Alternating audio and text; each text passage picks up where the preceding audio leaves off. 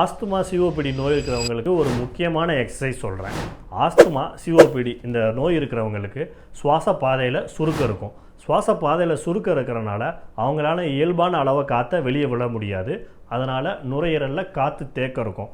அந்த காற்று தேக்கமே அவங்களுக்கு மூச்சுத்திணறல், இருமல் அந்த பிரச்சனையை ஜாஸ்தி பண்ணும். அப்படி இருக்கிறவங்களுக்கு ஒரு முக்கியமான எக்ஸசைஸ் தான் பர்ஸ்ட் லிப் ப்ரீத்திங். அப்படின்னா அவங்க வாயை ஒரு சுருக்கு பை மாதிரி வச்சுட்டு ஸ்லோவாக ஸ்டெடியாக மூச்சை வெளியே விடுறது. எப்படின்னா